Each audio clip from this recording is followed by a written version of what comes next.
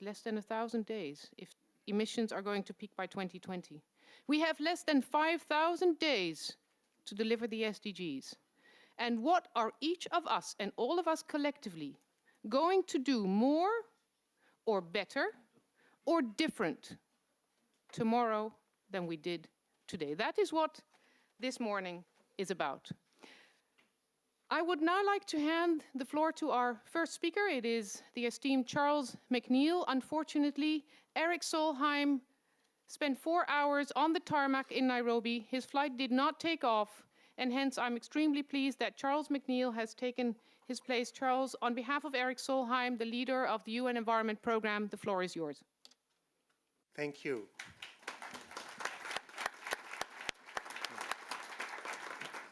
I'll give Eric Solheim's statement. Like so many others around the world, I have been moved by the power and poignance of Laudato Si. Its dynamic, clear-sighted, and inclusive call to action has infused the global climate and environment movements with new energy and momentum. It is engaging new audiences on a moral and ethical level and inspiring them to take climate change and environmental degradation seriously as spiritual concerns. The vision and leadership expressed in Laudato Si could not come at a more critical time. As suggested in Laudato Si, what we need is a massive global movement for the protection of the environment and care for our common home. We will need to inspire people in new ways and to reach them on the level of faith, ethics, and values. Take, for example, the issue of tropical deforestation. If protected and restored, tropical forests can provide an indispensable contribution to sustainable development and can provide up to 30% of the climate change solution. So at UN Environment, we have drawn inspiration from the call that was issued in Laudato Si and launched the Interfaith Rainforest Initiative as part of our Faith for Earth program. It is a new international alliance of religious leaders and faith-based communities to work hand in hand with indigenous peoples, governments, civil society, and businesses on actions that protect rainforests. We believe that the resources, moral authority, and unparalleled influence of the world's religions and faiths may be the missing piece that will help end tropical deforestation. We know that we cannot solve the climate problem without protecting the world's forests. This is just one example of how new kinds of collaboration across sectors can bring forth real solutions. We are deeply committed to working together with the Vatican and His Holiness Pope Francis, not just on this important new initiative, but on mobilizing the broadest possible support to realize the vision of Laudato Si. To Cardinal Turkson and the Dicastery of Integral Human Development, let me offer my deepest respect and admiration for your work, and let me also offer UN Environment as an enthusiastic and committed partner. Thank you.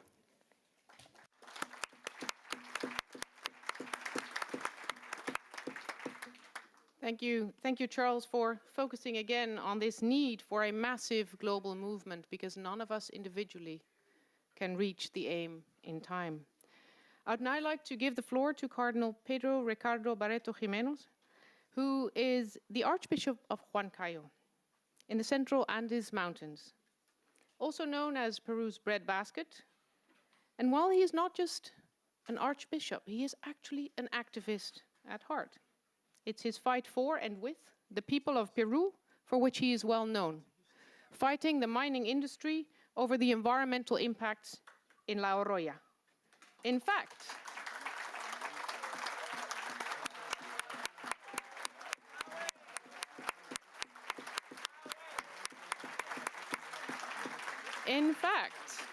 it may not be known to you that he once faced death threats for speaking out about pollution from the smelter that threatened the health of its people. So he is our guide in the area of integral ecology, because he lived Laudato Si well before it was born. And we need him and his vision and ambition to deliver it. Your Eminence, necesitamos un mundo de amor, necesitamos un mundo de acción. ¿Cómo vamos a lograrlo? Me da muchísimo gusto darle la palabra. Gracias. Muchas gracias. Para mí es un honor el poder dirigirme a ustedes y presentarle a través de unas imágenes que he preparado para responder al tema que se me ha indicado. En primer lugar, estamos ya en la fase de ponernos en camino.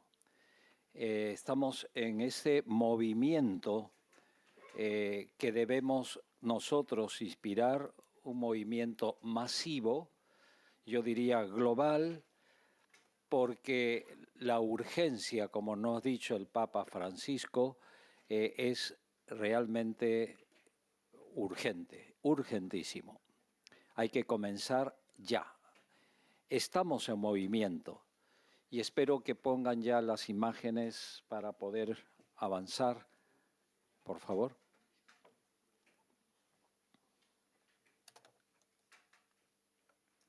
Ahí está. Gracias, Augusto. El tema que voy a desarrollar es el que me han propuesto, es la ecojusticia, respondiendo al grito de la tierra y de los pobres a la luz de la enseñanza social católica. Para eso tenemos que escuchar. Y en primer lugar, quiero citar a un gran personaje histórico que vivió en el siglo XIX, que dijo: primero fue necesario civilizar al hombre en su relación con el hombre. Ahora es necesario civilizar al hombre en su relación con la naturaleza y los animales. Esto todavía es una deuda pendiente en ambos casos, pero lo dijo Víctor Hugo, que nació en 1802-1885, un verdadero profeta. Para eso, con el Papa Francisco, contemplamos el mundo de hoy que está enfermo de diversas formas, y es la Iglesia, con todos los creyentes en Cristo y con las personas de buena voluntad, que tenemos que ponernos a lavar los pies, a purificar nuestras motivaciones. En este sentido, creo que, como dijo esta mañana el Papa Francisco, son los niños de Italia el primer día, son los niños amazónicos, indígenas, de todos los continentes, que nos dicen: nuestra madre tierra nos cuida mucho, nosotros debemos cuidarla también. El acoger esta mirada de esta niña amazónica es también la mirada que debe ser de cada uno de nosotros.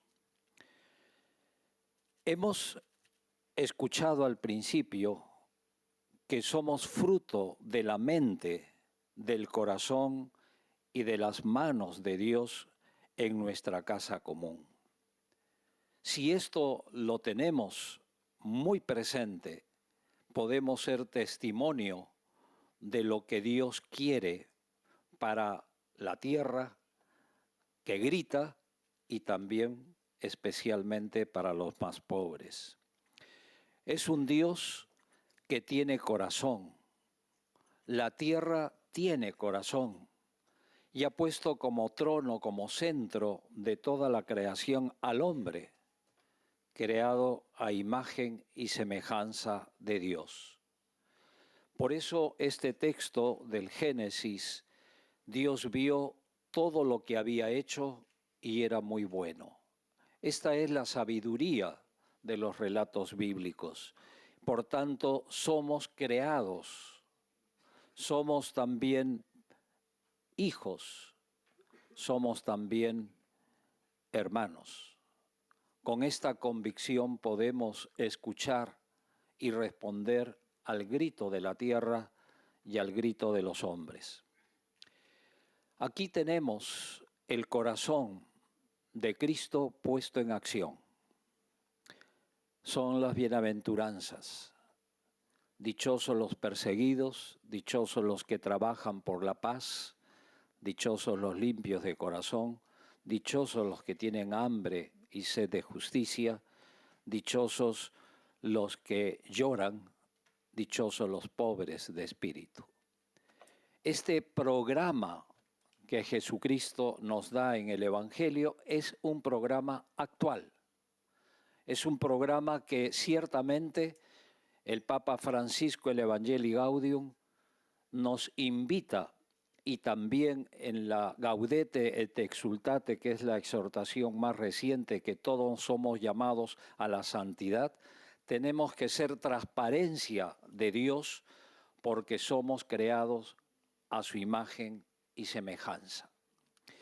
Y en este sentido, tenemos que recordar al padre Van Bremen, que dice: las personas deben ver en nosotros hombres y mujeres que transparentamos a Dios en el mundo de hoy, con toda su complejidad, pero al mismo tiempo con sus grandes esperanzas.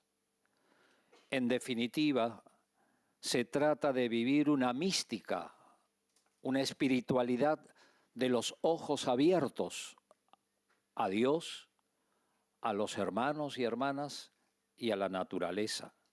Y también tener oídos atentos a la humanidad de hoy para escuchar sus gritos de la naturaleza y de los pobres, para discernir, y aquí está el verbo fundamental que quiero yo insistir, el discernir. Ya se ha hablado también ayer de esta afirmación. Discernir la llamada de Dios desde la realidad que nos rodea, no la de ayer, la de hoy. Y en este sentido tenemos que decir que la Iglesia mística, profética, está al servicio de la vida. Para ello es necesario y fundamental dejarnos interpelar por la palabra de Dios, que es Jesucristo, que es el que sufre hoy en los hermanos. Tuve hambre y me dieron de comer, tuve sed y me dieron de beber, estuve desnudo y me vistieron, etc. Esto nos hace capaces de escuchar. No basta oír, hay que escuchar con la mente, con el corazón y con la voluntad para poder actuar. El texto del Éxodo, capítulo 3, versículo 7, nos dice, la palabra de Dios: he visto. Dios tiene ojos. He visto. Y he visto la opresión de mi pueblo, el sufrimiento de mi pueblo en Egipto, símbolo de esclavitud, símbolo de la falta de libertad, de dignidad. La he visto. Si nosotros no vemos, no podemos escuchar, y menos actuar. He oído el clamor que le arrancan sus opresores, y sabemos quiénes son los opresores hoy del pueblo de Dios, la humanidad entera. Y fíjense cómo termina este texto. Yo conozco sus angustias. Nosotros somos también los ojos, los oídos y el conocimiento de las angustias de nuestro pueblo hoy en el mundo, en los 5 continentes, y somos instrumentos de él para poder vivir esta mística profética que nos transforma no solamente nuestra vida personal, sino también la misión evangelizadora de la Iglesia. Esta experiencia cristiana es la que asume el sueño de Dios, la ilusión de Dios para toda la humanidad, de todos los tiempos. En primer lugar, la defensa de la vida desde su concepción hasta su término natural, el respeto a la dignidad de la persona humana, de toda persona, especialmente los más frágiles, que son los pobres, que son los niños, que son los jóvenes, que son los indígenas. Y el cuidado de la naturaleza como casa común. Necesitamos urgentemente ponernos en camino desde esta mística profética, porque tenemos que ser los soñadores de ese sueño de Dios que mira lejos y apasionados de lo que Dios quiere para la humanidad hoy. La misión evangelizadora de la Iglesia puede resumirse en 4 aspectos. El primer aspecto es el anuncio. Evangelii Gaudium, un anuncio gozoso. Y el Papa Francisco dice que no debemos tener rostro de cementerios, de velorio. Lo dice varias veces.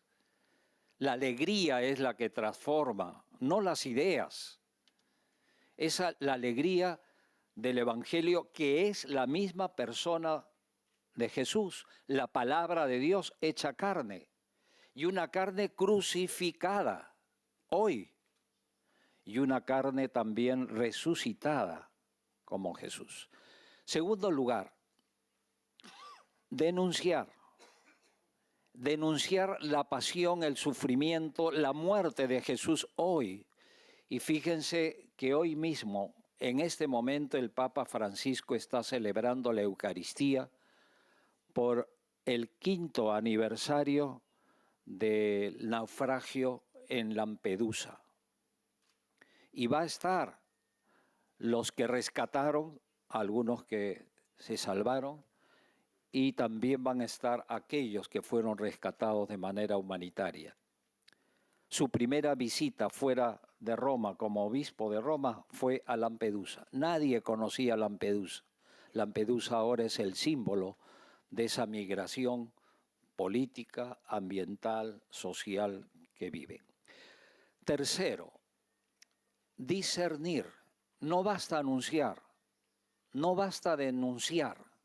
Hay que discernir cuál es la respuesta de Dios hoy y aquí, desde cada una de nuestras ciudades, comunidades de las cuales provenimos, para buscar y realizar lo que a Dios le agrada, que es la misión de Jesús. Jesús no dijo nada por su cuenta. Jesús no nos vino a transmitir una ideología, ni tampoco una filosofía.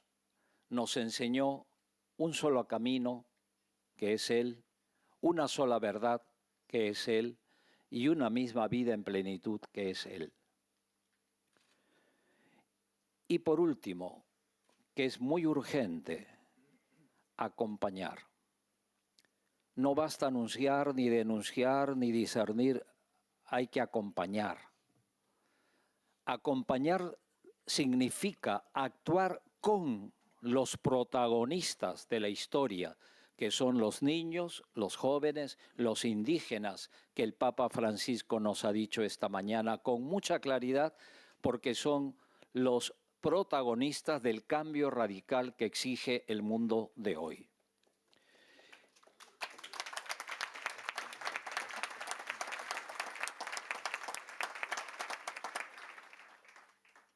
Quiero definir qué entiende la Iglesia por acción social. Y lo definimos con las palabras de San Juan Pablo II, que en 1992, en la Centésimus Agnus, dijo, para la Iglesia, el mensaje social del Evangelio. Recuerden ustedes el 3er capítulo de la Evangelii Gaudium, la dimensión social de la evangelización, perdón, que creo que es el cuarto capítulo, la dimensión social de la evangelización, y el mismo Papa dice, la Evangelii Gaudium no es doctrina social. Para la Iglesia, dice el Papa Juan Pablo II, el mensaje social del Evangelio no debe considerarse como una teoría muy bonita, muy agradable, que podemos discernir, que podemos escuchar, sino por encima de todo un fundamento y un estímulo para la acción. La Laudato sí es un fundamento y estímulo para la acción ahora, no mañana.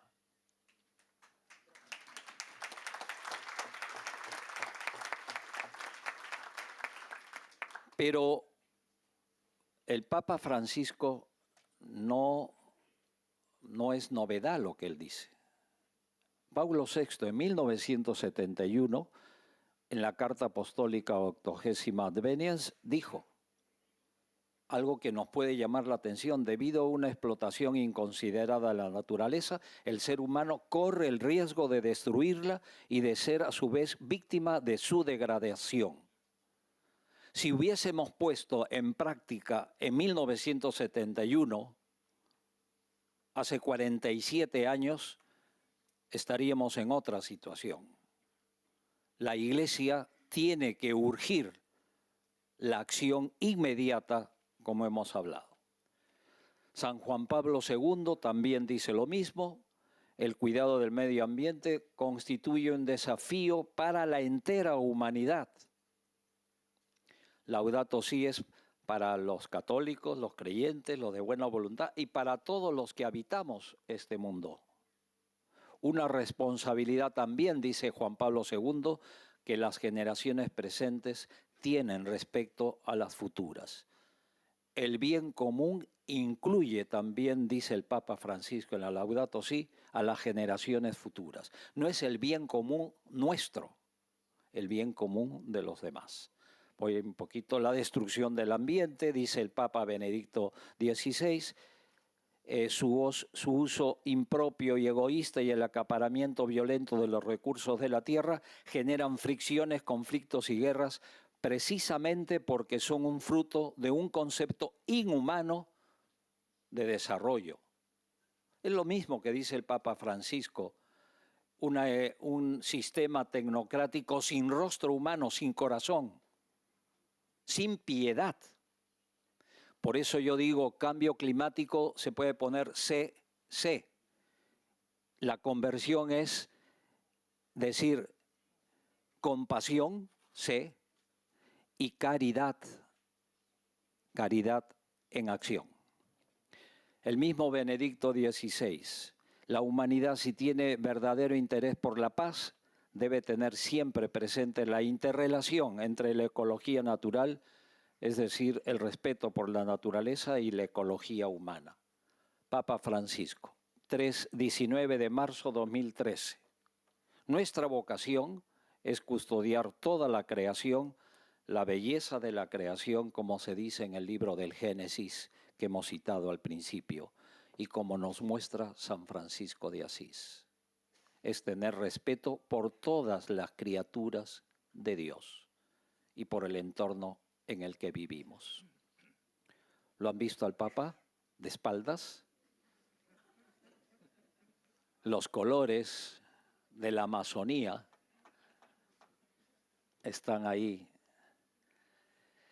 Y fíjense lo que dice el Papa Francisco sobre la Laudato si, al final: invito a todos a recibir con corazones abiertos este documento, el cual continúa la línea de la doctrina social de la Iglesia.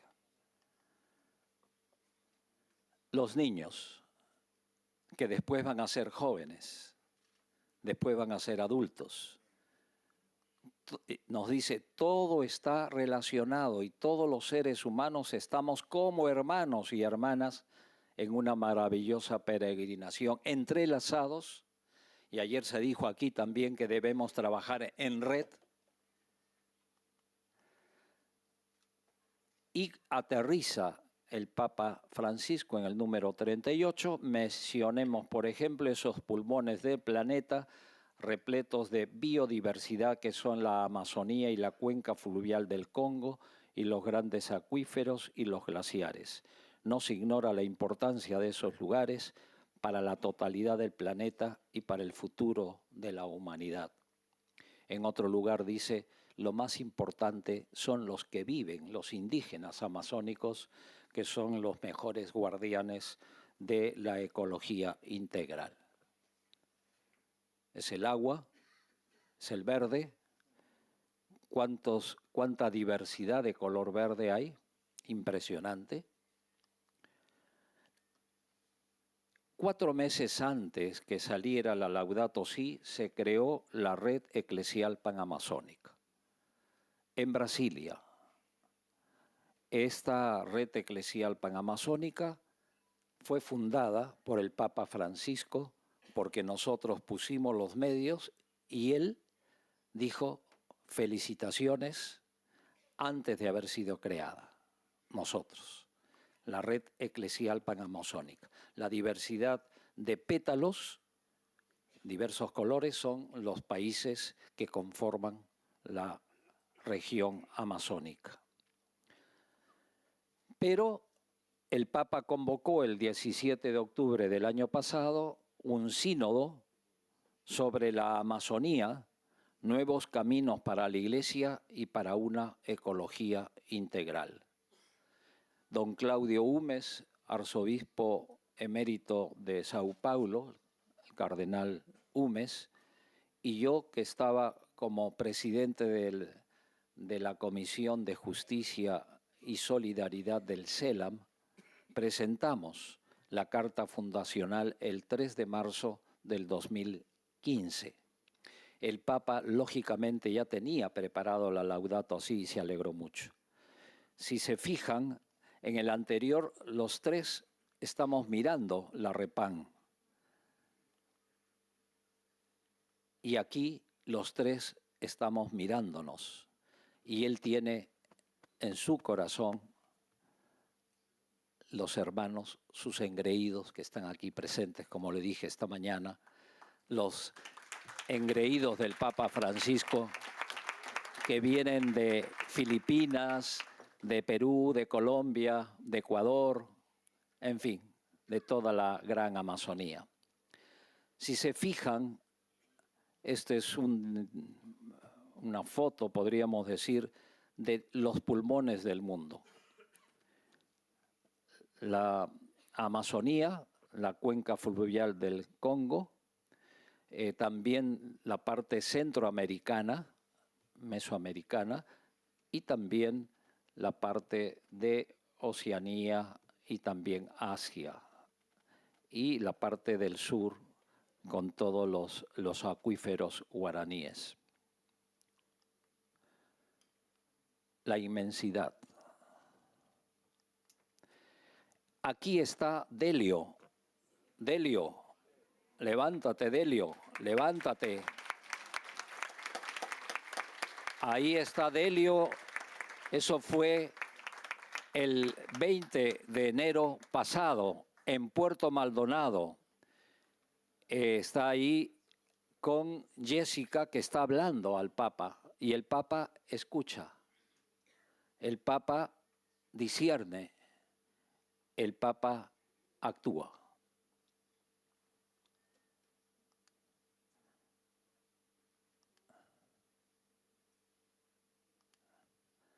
Aquí están los protagonistas, los indígenas amazónicos de Brasil, Bolivia y Perú, en Puerto Maldonado. Está también los obispos de Brasil, el que está, que casi no se ve, es de Guyana, ¿no? Don Claudio Humes. Este es un sacerdote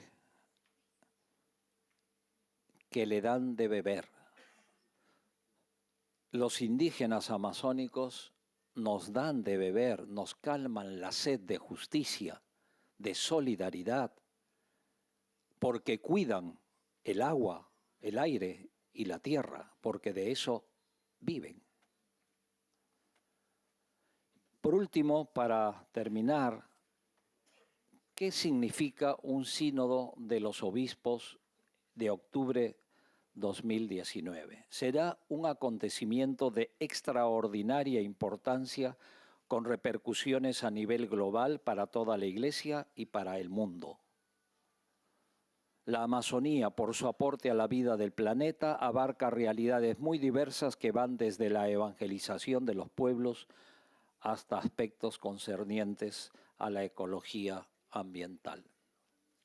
Es la madre y es el hijo. Nosotros tenemos una madre, la Pachamama, decimos, ¿no? La madre tierra. Con qué cariño la tierra, que la madre, mira a su hijo. Y un niño que mira también con esperanza, con tranquilidad, porque sabe que está en manos de su madre, la tierra. Y una invocación final, que el Papa también lo dice en la Laudato Si, el estilo de vida sobrio, simplificar la vida. Y Mahatma Gandhi dice, tenemos que aprender a vivir más simplemente para que los otros simplemente puedan vivir. Y aquí estamos en camino, en movimiento, en este gran, se puede decir, no océano, pero este gran y fértil río que es la Amazonía y cualquier otro río. Muchas gracias.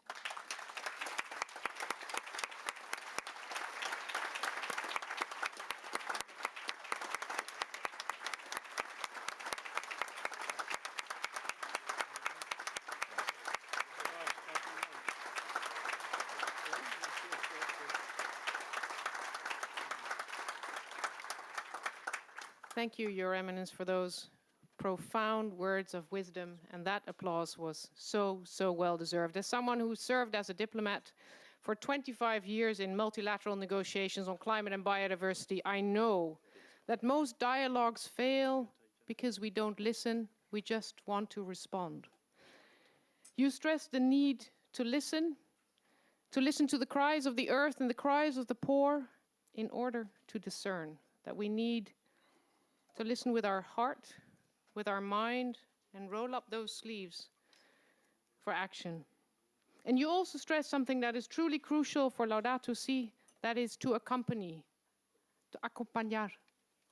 And may I already express the hope now that at the debate, we will hear first and foremost of the first people of Earth, the indigenous communities, the peoples of Africa, the peoples of Latin America, and the peoples of Asia, whose voices need to be heard right in this hall.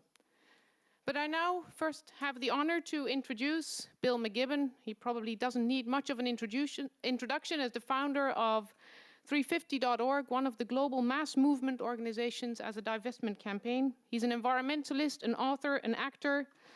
And Bill, I still remember my moment of awakening, which came with your article in the Rolling Stones in August 2012. And I'll quote, "I can say with some confidence that we are losing the fight, badly and quickly, losing it because, most of all, we remain in denial about the peril that human civilization is in." So Bill, enlighten us. How goes the battle today? Kitty, thank you very much.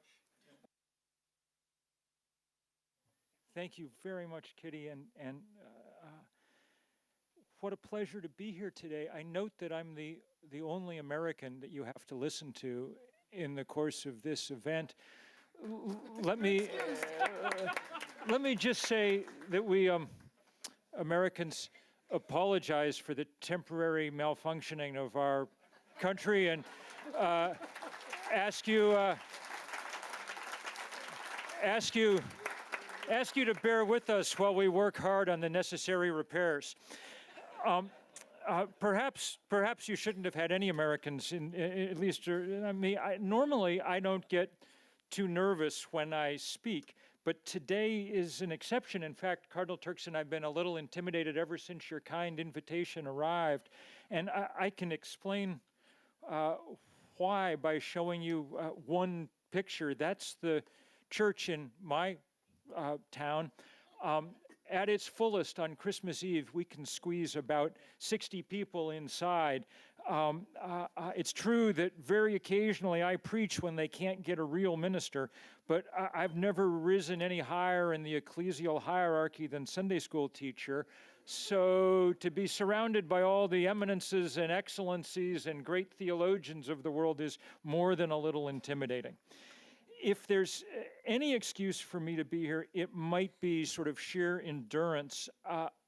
I wrote the first book for a non-scientific audience about climate change. It came out in 1989, so 30 years ago next year. And at the time, what we called the greenhouse effect was still theoretical, abstract. In the future, now, of course, it is the great fact of daily life on our planet, tearing apart the lives of the poorest and most vulnerable with an endless onslaught of storm and fire and drought and flood. Barely a day passes without some new record somewhere on Earth, the highest temperature, the greatest rainfall. And of course, these disasters follow the iron law of global warming. The less you've done to cause the problem, the more you suffer. Obviously, these crises will intensify as the planet continues to warm, and just as obviously, our political structures are not capable of dealing humanely with the results. Look at the hideous reaction in too many countries to even relatively low levels of migration in the last few years, far, far, far below what we will see as the century wears on and the planet warms. So let me be clear again, Kitty. We are losing. As Professor Schellhuber pointed out yesterday, we are not closing the gap fast enough. We don't need to be losing. As Professor Stern made clear yesterday, we have the technology we need, but we are losing because we are not going fast enough. This is a race, and every wildfire and every flood and every crashing glacier face is a reminder that we are behind. So perhaps we should change some of our ways of acting. That's, in a sense, what I did. For 15 years after the end of nature, I wrote more books about climate change and I came to more conferences, but I could see that even though we had won the scientific argument, we were losing the political fight. The power of the fossil fuel industry was and is simply too great. This is the essential political fact of this debate. If diplomats were to have any chance, they needed a movement behind them. And perhaps, though I am a writer, I was feeling as if words weren't enough. As the Pope said to a group of Italian youth last year, if I say I am a Christian and I go to Mass every Sunday with my parents, but I don't help my grandparents, don't help the poor, don't visit the sick, then it is not witness and it is useless. It is nothing other than being a parrot Christian. Words, words, words. I was tired of words, or at least I thought they needed actions to match them. And so we began to organize, to try and build the mass movement for climate action that really hadn't existed. We founded 350.org a decade ago, taking its odd name from what the scientists told us was the most carbon we could safely have in the atmosphere, 350 parts per million. It's since grown into the largest grassroots global climate campaign, though by now it is just one part of a vast movement that attempts to provide some kind of counterweight to the fossil fuel industry, to the powers and principalities of this moment. We've worked in three basic ways.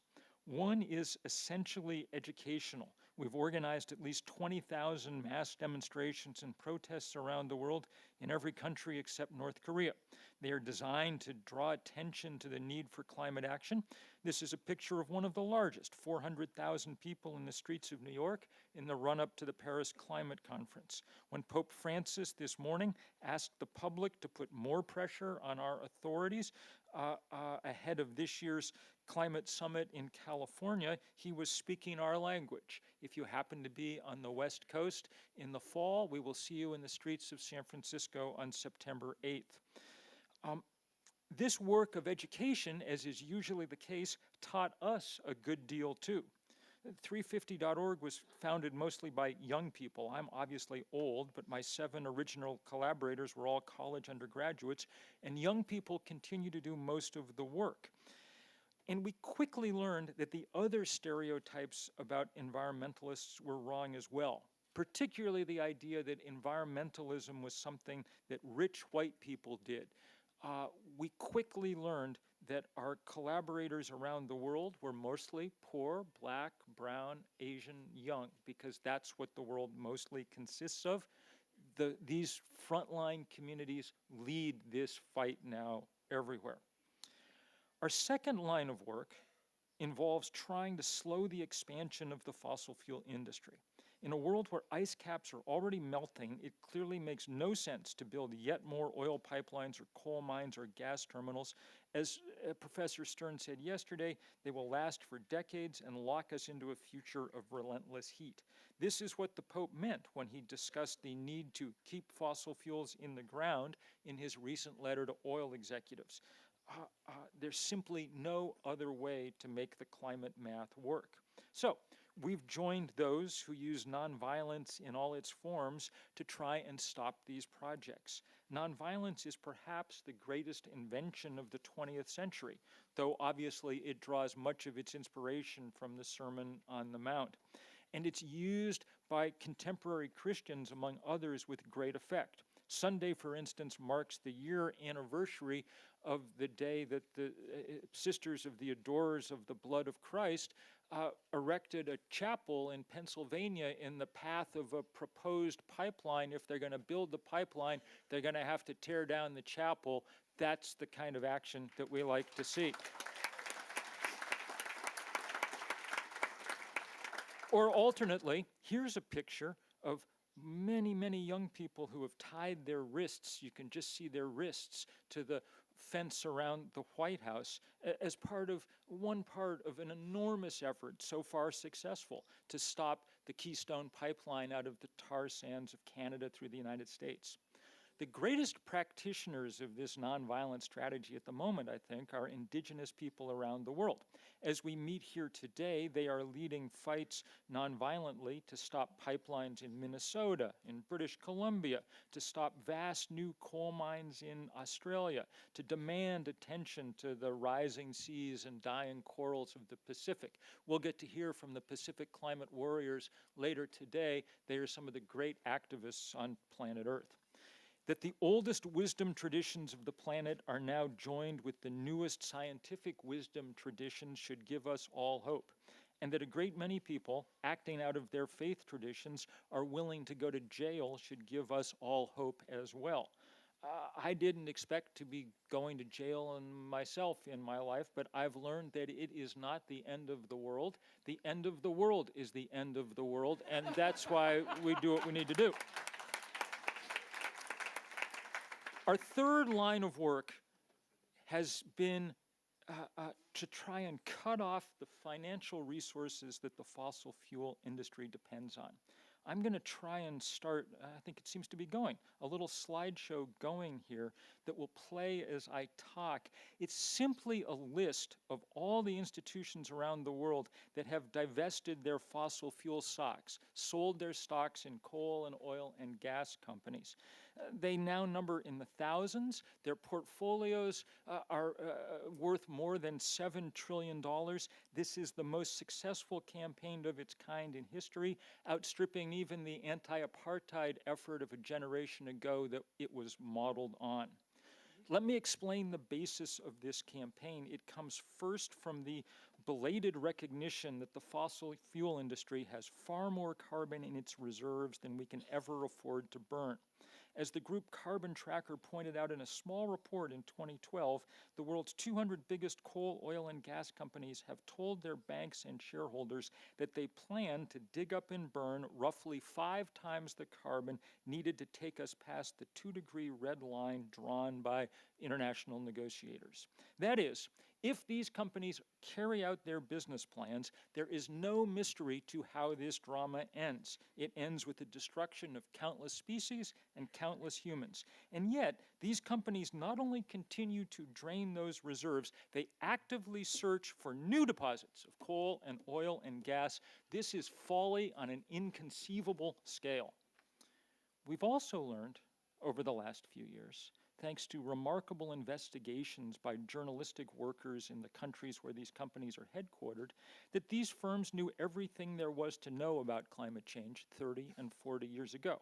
Exxon, for instance, had senior scientists telling their executives how much and how fast it would warm in the early 1980s. Those executives believed those scientists. They began to lay plans to drill in what they knew would be a thawing Arctic. They began building their drilling rigs to compensate for the rise in sea level they knew was coming. But they didn't tell the rest of us. Instead, they began to spend vast sums to build the architecture of deceit and denial and disinformation that has kept us locked for a generation in a pointless debate about whether climate change was real. A debate that both sides knew the answer to when it began. It's just that one of them was willing to lie. And given the stakes, that's among the most consequential lies in human history.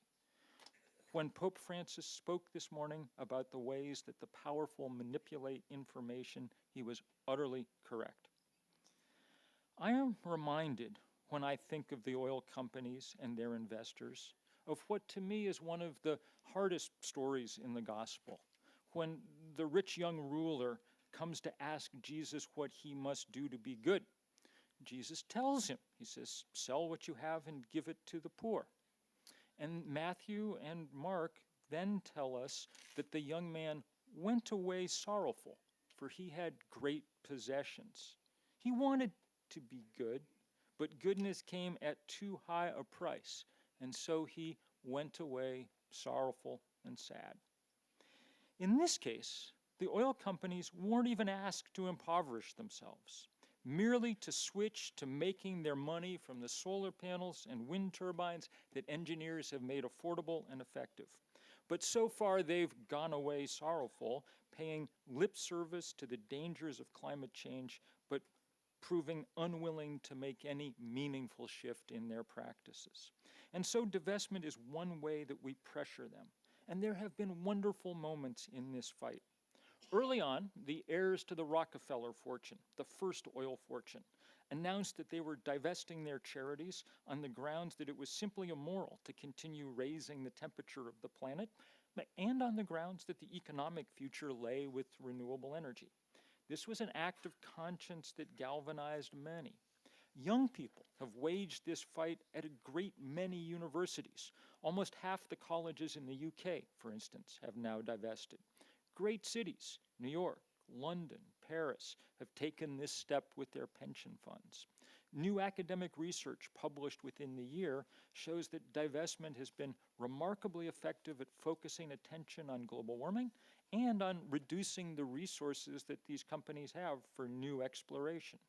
Faith communities have been at the forefront. The World Council of Churches, entire denominations have divested. The Episcopalians, the Lutherans, the United Church of Christ, the Unitarians, the Islamic Society of North America.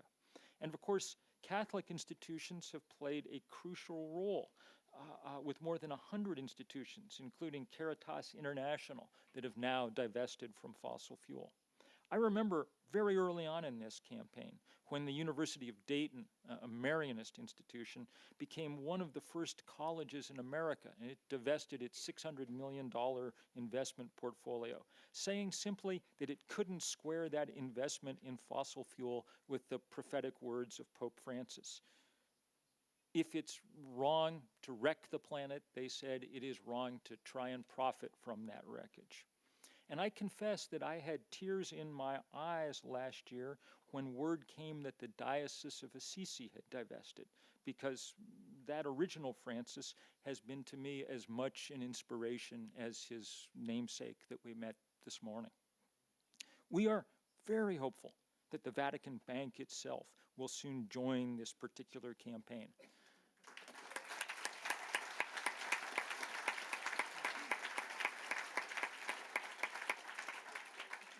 No single action would send a stronger message that the words of Pope Francis had sunk in.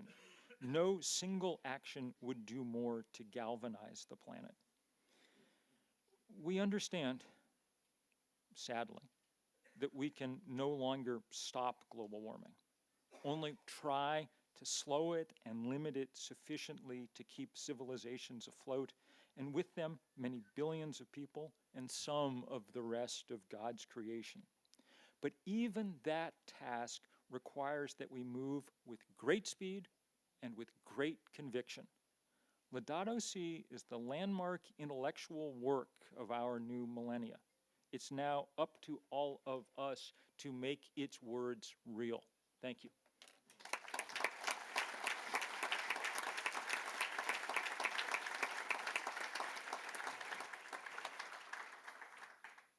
Thank you. Thank you very much, Bill.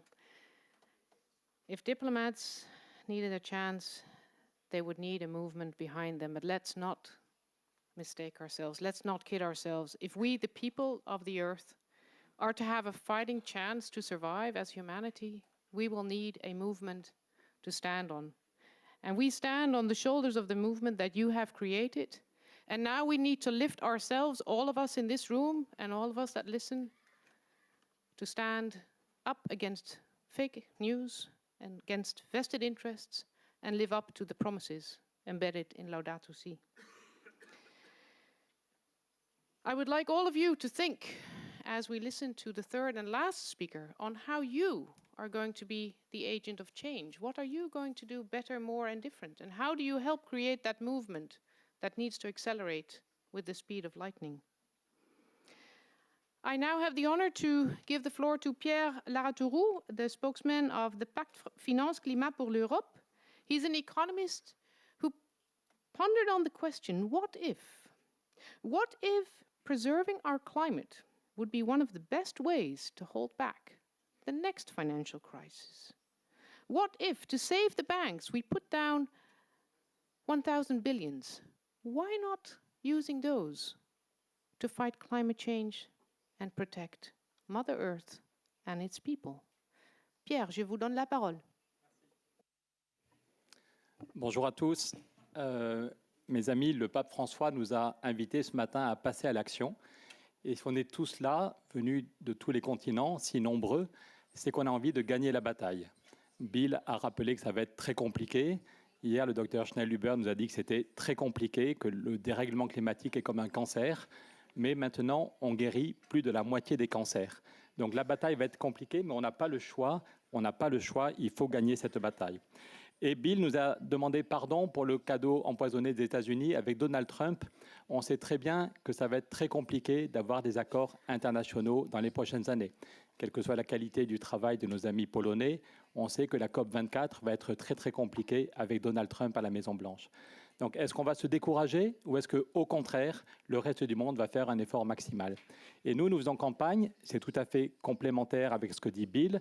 Il faut en même temps stopper les investissements dans les industries carbonées et en même temps investir beaucoup plus pour le bien commun sur tous nos continents. Et donc, je fais partie d'une équipe qui milite pour que l'Europe et l'Afrique, qui est dans 1 an, pas dans 20 ans, que l'année prochaine, il y ait un plan Marshall qui finance la transition en Europe et en Afrique, avec l'idée que ça donnera envie au reste du monde, chacun avec sa culture, de faire pareil. Alors, pas besoin d'insister, on est très nombreux maintenant à se mobiliser là-dessus. Pas besoin d'insister sur la gravité du problème, le docteur Schnellhuber ou Bill viennent de le rappeler. Il n'y a plus aucun doute sur la réalité du réchauffement climatique. Il n'y a plus aucun doute sur le fait que le cycle de l'eau se dérègle et que ici, c'est des sécheresses de plus en plus graves, ici des inondations de plus en plus fréquentes, avec à chaque fois des milliers de personnes qui doivent quitter leur maison et à chaque fois des dizaines de morts. Maintenant, il n'y a plus aucun doute non plus sur le fait que nous sommes les responsables de ce réchauffement climatique. Ça, c'est la courbe du CO2 depuis 60 ans, qui est mesurée par des scientifiques américains, comme quoi tout le monde n'est pas avec Trump. Et depuis 60 ans, ils ont mis un observatoire à 3000 mètres d'altitude et on voit l'évolution du carbone. En 60 ans, c'est colossal. On est passé, la concentration en carbone dans l'atmosphère est passée de 316 ppm à 411 ppm. C'est le fruit de nos activités. Ça, c'est la courbe depuis 60 ans. Ça, c'est la courbe depuis 1000 ans du CO2 dans l'atmosphère. Et ça, c'est la courbe depuis 800 000 ans. Depuis 800 000 ans. Il y a toujours eu des variations de CO2, mais elles allaient beaucoup plus lentement. Le dernier réchauffement, il allait 60 fois plus lentement et il n'y avait que 25 millions d'êtres humains à la planète. Donc, il y avait des évolutions du CO2 depuis 800 000 ans, mais beaucoup plus lentement, et ça ne dépassait jamais les 300 ppm. Et vous avez vu depuis un siècle ce qu'on a fait, on arrive à 400 ppm. Et c'est seulement moins de 5% du réchauffement qui est lié à des causes naturelles. Tout ne vient pas de l'homme, 4% vient du fait que on fait le tour du Soleil, mais pas de façon parfaite, ou que l'axe de rotation n'est pas tout à fait stable. Donc, mais 96% du problème vient de nos activités, et c'est une bonne nouvelle. Parce que si nous sommes responsables du problème, nous pouvons le régler. La dernière fois que la planète a été confrontée à ce genre de problème, c'est quand les dinosaures s'éteignent, c'est qu'il y avait un astéroïde. Et les pauvres dinosaures, ils n'y pouvaient rien. L'astéroïde arrive, ça fout un bazar monstrueux, il y a des volcans, ils n'y pouvaient rien. Tandis que cette fois-ci, c'est nous l'astéroïde. C'est nos comportements, c'est notre mode de vie qui produit le CO2 et le dérèglement climatique. Donc en fait, c'est une bonne nouvelle. Si nous sommes la cause du problème, on peut très bien décider de le régler en quelques années. Si nous changeons de mode de vie, il n'y a aucune fatalité. Le dernier rapport de l'ONU nous invite à comprendre qu'il faut un changement, une conversion radicale. Voilà. Si on s'en tient, tout le monde a dit que la COP21 était un grand succès diplomatique, c'est vrai, mais vous voyez la courbe en vert. La courbe en vert, c'est si tous nos pays tenaient leurs engagements, ce qui n'est pas le cas. Aucun de nos pays tient ses engagements, mais même si tous les pays tenaient leurs engagements, l'ONU nous dit qu'on va quand même faire un réchauffement de 3 ou 3,2 degrés avec des conséquences catastrophiques. Et si on veut avoir une chance de limiter à 1,5 degré, c'est un changement colossal. Hier, Nicolas Stern disait l'objectif, c'est la neutralité carbone. L'objectif, c'est dans 30 ans de ne plus du tout émettre de gaz à effet de serre. Donc en fait, c'est assez simple. Il faut dans chaque pays, là je donne l'exemple de mon pays, mais chacun peut voir, chacun et chacune dans son pays, d'où viennent les émissions. Ce n'est pas une fatalité. Chez nous, en France, c'est d'abord les transports. On prend trop souvent sa voiture. On a des aliments qui ont fait des milliers de kilomètres en camion. L'industrie produit encore trop de CO2. L'agriculture. Donc, ce n'est pas du flou. On sait très bien d'où viennent les émissions de CO2 dans chacun de nos pays. Et donc, l'objectif, si c'est zéro émission, si l'objectif pour stabiliser, c'est dans les 30 ans qui viennent, zéro émission, il faut que 100% de nos logements soient isolés. On sait ce qu'il faut faire. Ce n'est pas compliqué. Il faut que 100% de nos logements soient isolés. Il faut revoir complètement notre modèle de transport, manger des aliments qui viennent de plus près. Il faut que toutes nos usines et tous nos bureaux soient isolés. Il faut revoir le modèle agricole. Et tout ça, on sait comment le faire. Donc, en gros, je reprendrai ce qu'a dit Bill. Il n'y a pas de baguette magique, mais il faut en même temps de l'efficacité, de la sobriété. Le pape nous invite souvent à la sobriété et lui-même montre qu'on peut vivre joyeusement dans la sobriété. Il faut être capable de diviser par deux, globalement, diviser par deux notre consommation d'énergie, efficacité et sobriété, et puis que les énergies, qu'on arrête de prendre du charbon et du fioul et du gaz, et que les énergies dont on a quand même besoin soient des énergies qui ne polluent pas la planète. Alors, ça paraît un chantier colossal, et parfois, ça fait peur à nos politiques. Mais il faut leur dire d'abord qu'on est des millions à vouloir se retrousser les manches. Ils ne seront pas seuls pour faire face à ce chantier. Et puis dire que dans notre histoire, dans chacun de nos pays, on a déjà été capable de réussir ce genre de chantier qui est énorme. En France, quand on a décidé de faire l'école pour tous, ça paraissait énorme. Mais finalement, on y est arrivé. Dans chaque village, on a fait l'école des garçons, l'école des filles, la maison des maîtres. Et en 20 ans, on a réussi, dans la plupart de nos pays, en 20 ou 30 ans, à faire l'école pour tous. Quand Kennedy dit « on va aller sur la Lune », quand John Fitzgerald Kennedy dit « we choose to go to the moon », il y en a qui pensent qu'il est fada, qu'il a pris un coup de soleil sur la tête. Mais 7 ans plus tard, on est sur la Lune. On a créé 400 000 emplois. On a créé 400 000 emplois, le peuple entier a retrouvé sa fierté et on a réussi un truc énorme d'aller sur la Lune. Peut-être qu'aujourd'hui, en 2018, sauver la planète est encore plus important que d'aller sur la Lune il y a 40 ans. La question est moins compliquée. En fait, aller sur la Lune était beaucoup plus compliqué en termes techniques que de sauver la planète. C'est une question de volonté politique. À partir de maintenant, on commence les bonnes nouvelles. Si on prend le taureau par les cornes, si on sait comment financer, si on se donne les moyens de financer la transition, ça va être massivement créateur d'emplois. Parmi les gens qui nous soutiennent, il y a l'Agence française pour les économies d'énergie qui dit qu'en Europe, on pourrait créer entre 5 et 6 millions d'emplois. entre 5 et 6 millions d'emplois en Europe. Et encore plus en Afrique, si on se donne les moyens de financer la transition, et c'est valable sur tous les continents. Donc, dans des pays où il y a un chômage, une pauvreté, une précarité massive, le pape François a raison de dire que tout est lié. Il faut en même temps sauver le climat et agir pour la justice sociale.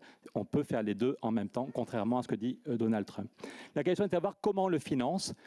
Et aucun pays n'y arrive tout seul. Même l'Allemagne, qui est un des pays les plus riches de la planète, il y a 3 mois, c'est le patronat de l'industrie, le cœur de l'économie allemande, qui a rendu un rapport à Madame Merkel au bout d'1 an de travail, 300 pages.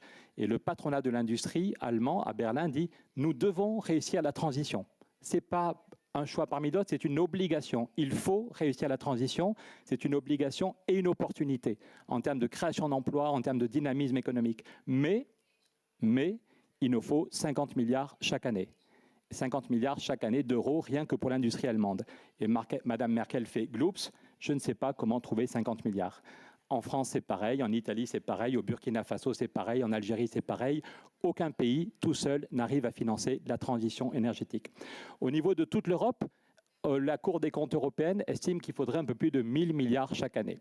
1 000 milliards d'euros, financement privé et public confondus, c'est colossal, on ne sait pas comment faire. Alors c'est la question que Bruno-Marie Dufay posait hier soir. En 2008, pour sauver les banques, on a mis 1 000 milliards sur la table. Quand les banques s'effondraient, en Europe, on a mis 1 000 milliards et 2 000 milliards du côté américain. Est-ce que la question du climat n'est pas aussi importante? Avec quelques amis, on posait cette question en 2008. Et les gens nous disaient, mais c'est pas sérieux, on peut le faire pour les banques, mais c'est la seule fois où on l'a fait. Jamais les banques centrales ne voudront créer de l'argent comme elles l'ont fait en 2008. C'était vraiment exceptionnel. C'est ce qu'on nous disait en 2012. Et puis depuis, il y a un tabou qui est tombé en Europe, mais aussi au Japon, en Indonésie, aux États-Unis. L'Europe n'est pas du tout une exception. Partout, les banques centrales ont créé de l'argent. On appelle ça le quantitative easing. Autrefois, c'était la planche à billets. Mais voyez, pour l'Europe, la Banque centrale a annoncé il y a 3 ans qu'elle allait créer 1 000 milliards. C'est colossal. La Banque centrale va créer 1 000 milliards. Et ça n'est qu'une partie de ce qu'elle a fait. En plus, de temps en temps, la Banque centrale annonce qu'en une journée, ce qu'on appelle les TLTRO, elle a mis 233 milliards sur la table en une journée. 233 milliards donnés aux banques pour que les banques relancent l'économie. Donc, on peut montrer que pour l'Europe, je reste 1 minute à l'Europe, on peut montrer qu'au total, la Banque centrale a créé 2 500 milliards en 2 ans et demi. Donc c'est bien 1 000 milliards par an. Ça tombe bien, c'est ce qu'on cherche pour sauver le climat et pour créer des emplois. Donc on ne peut pas nous dire que ça n'est pas possible. La BCE l'a fait. Et c'est pareil au Japon. Là, vous voyez, je ne vais pas être trop technique ce matin, mais toutes les grandes banques centrales du monde ont fait de la création monétaire. Vous voyez la courbe pour la Banque du Japon, pour la Réserve fédérale. Partout, il y a eu des créations monétaires massives. Et où va cet argent? On peut montrer qu'il y en a seulement 11% qui va dans l'économie réelle, les prêts aux entreprises, les prêts aux familles, les prêts aux collectivités, c'est 11%. Et l'essentiel, 89%, va à la spéculation. Jamais il y a eu autant d'argent sur les marchés financiers. L'autre jour, Donald Trump exultait en disant « great, great », le Dow Jones était à un niveau jamais vu. Mais le problème, c'est que le FMI nous dit qu'on va vers une crise mondiale. Le FMI nous dit « attention ». Avec ce niveau de spéculation, vous allez vers une crise qui peut être 10 fois plus grave que 2008. Donc ça pose une question existentielle. Hier, Patricia Espinosa demandait à 5 reprises « Qui sommes-nous ? Qui donc est l'homme pour accepter ça ?» Ça pose vraiment une question spirituelle. On nous a appris à l'école qu'on était des homo sapiens sapiens. Et sapiens sapiens, la branche la plus évoluée des primates, avec un cerveau costaud. On demande parfois si on est des sapiens sapiens ou des débilus débilus. Le FMI nous prévient qu'on va vers une crise dramatique.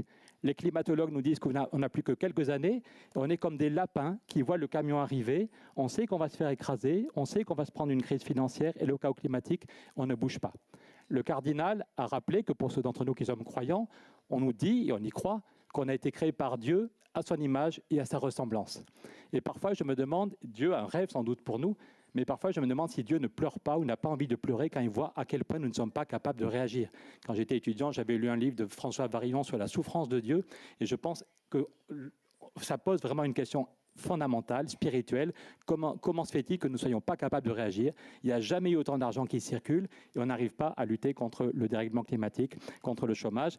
Il est temps de réagir. Voilà pourquoi nous proposons que puisqu'Angela Merkel et Emmanuel Macron, il y a 2 semaines encore, au niveau européen, Mme Merkel et M. Macron ont redit que cette année, si on ne veut pas que l'Europe se disloque, c'est cette année, au mois de décembre, qu'on doit décider des nouveaux traités. Où va l'Europe? En même temps, le même jour, la COP24 va se finir en Pologne et il y aura un sommet des chefs d'État à Bruxelles le 13 et le 14 décembre qui va dire où va l'Europe, est-ce qu'il y a ou pas des nouveaux traités.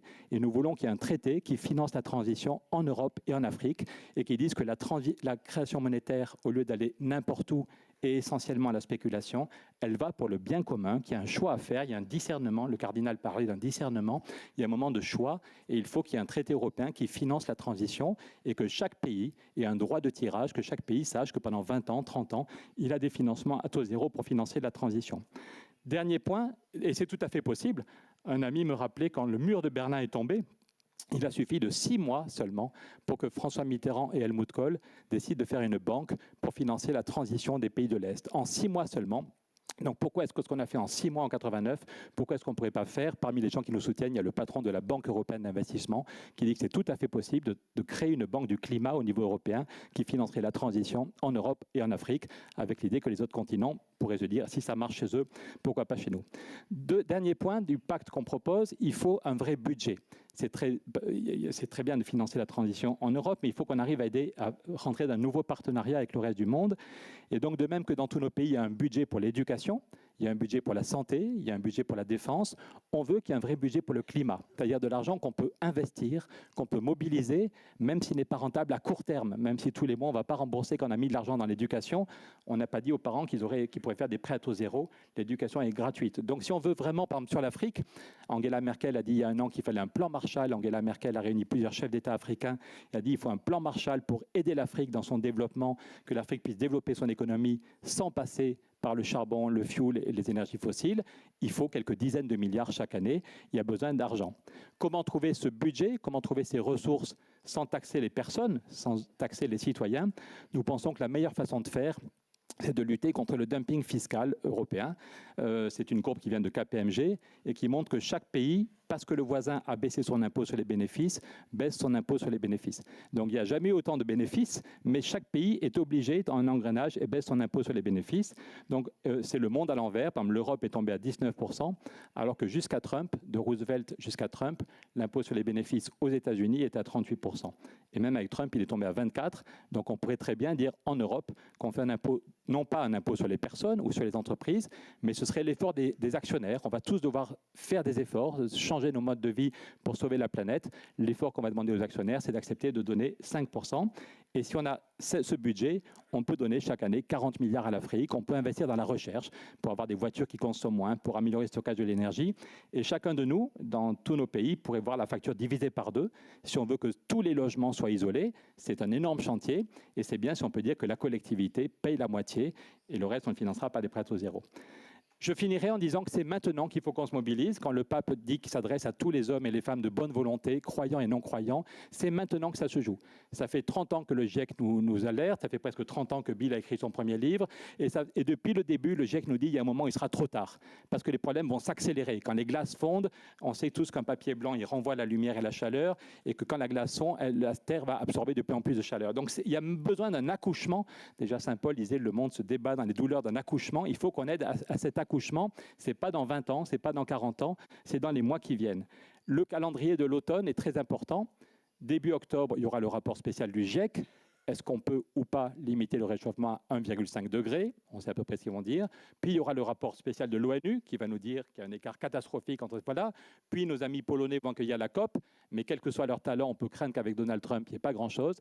Donc nous, on voudrait vraiment que, juste à la fin de la COP, il y a le sommet des chefs d'État. Merkel et Macron disent que ça devait être un sommet historique, parce que tout le monde voit bien en Italie, en Allemagne, que l'Europe est en train de se décomposer très très vite. Ça peut aller très très vite. On voudrait donc, et on a commencé à rédiger le traité, on a déjà été reçu 6 fois à l'Élysée. Un ami en a parlé il y a 2 semaines, Angela Merkel. On cherche des alliés pour faire, croyants et non-croyants, pour faire bouger les choses. Et on veut qu'en décembre, il y ait un signal qui soit envoyé pour dire l'Europe et l'Afrique se donnent les moyens ensemble. C'est 2 continents, mais c'est un seul avenir. L'Europe et l'Afrique se donnent les moyens ensemble de financer la transition. Il est temps de choisir, je reviens sur la question du discernement, Nul ne peut servir 2 maîtres à la fois, je crois que c'est le Christ qui le dit dans l'Évangile, nul ne peut servir 2 maîtres à la fois, Dieu et l'argent. Et qu'on soit croyant ou pas croyant, on voit bien qu'à un moment, il faut choisir. Est-ce que le but est toujours plus de rentabilité, toujours plus de richesse pour les plus riches, et tant pis pour la planète, et tant pis pour les pauvres, ou est-ce qu'on est capable de mettre, ce qu'a redit le pape François ce matin, la finance est un moyen, on a besoin de banquiers, on a besoin de création monétaire, mais au service du bien commun, la justice sociale et la sauvegarde du climat sur tous nos continents. Donc c'est maintenant qu'il faut choisir, et il faut des décisions qui rompent avec ce qui se passe. Quand l'Europe est née, le 9 mai 1950, ça fait des décennies qu'on se tapait dessus, la France et l'Allemagne, il y avait des millions de morts, des millions de familles où il y avait la haine, et Schuman et Adenauer ont été capables d'un truc qui déchire, comme disent les adolescents, un truc énorme. Les premiers mots de Schuman en 1950, c'est « La paix mondiale ne saurait être préservée sans des efforts créateurs à la mesure des dangers qui la menacent. » Et la France et l'Allemagne proposent à leurs voisins une action limitée mais décisive. Une action limitée, c'est juste mettre ensemble le charbon et l'acier, mais une action décisive qui empêche la guerre. Et bien, je crois qu'il est temps que l'Europe se ressaisisse et qu'elle propose aux pays voisins, d'abord l'Afrique et la Méditerranée, mais à l'ensemble du reste du monde, qu'on propose une action limitée mais décisive, sauver la planète, créer massivement des emplois. C'était à l'époque, maintenant ça paraît un ronron l'Europe, mais c'était une initiative proprement révolutionnaire. Hier, en voyant le buste de Jean-Paul II, je repensais à ce que disait Jean-Paul II. Ses premiers mots, je crois, c'est « N'ayez pas peur ». N'ayez pas peur. Il y a de quoi avoir la trouille quand on voit les chiffres donnés par le FMI ou les chiffres donnés par les climatologues. Mais à l'époque, il y en a qui se sont levés et qui ont fait tomber le mur de Berlin. On pensait que le mur de Berlin était inéluctable, que le mur de Berlin serait là pendant 50 ans, un siècle, 2 siècles, que c'était foutu. Et des hommes et des femmes, croyants et non croyants, jeunes et vieux, se sont dit « ce système est insupportable, il ne respecte pas ma dignité, je me mets en mouvement ». Et ils ont réussi à faire tomber le mur de Berlin. Et je crois aussi que nous, tous ensemble, on doit arriver à changer le système au nom de la dignité, au nom de la sauvegarde de la création. Merci.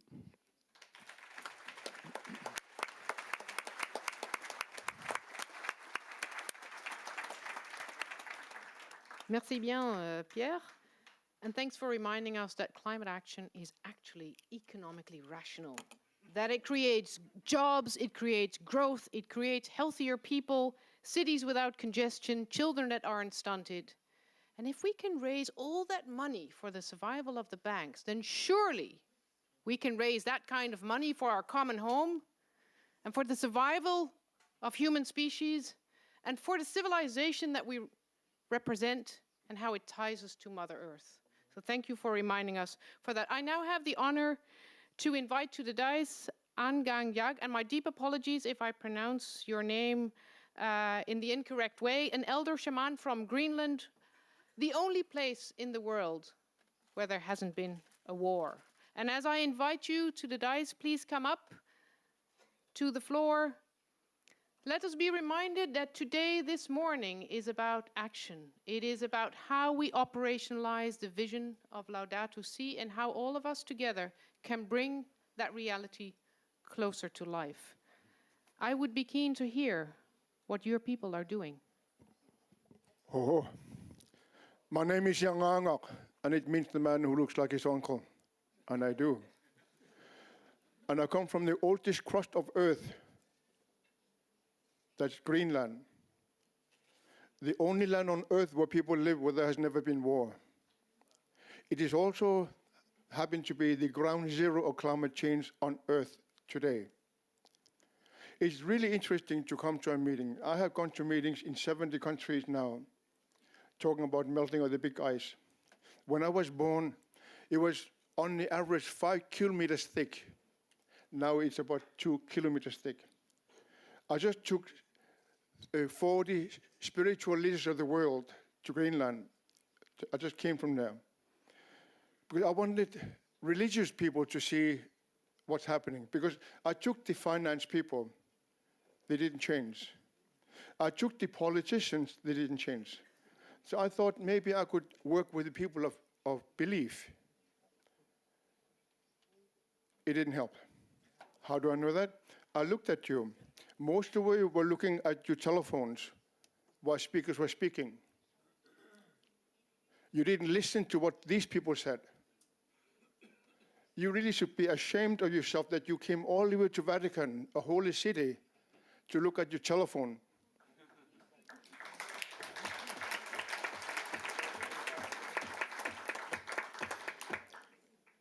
My land just became designated as UNESCO Heritage Land, my grandmother's land. My family have lived there for more than 5,000 years.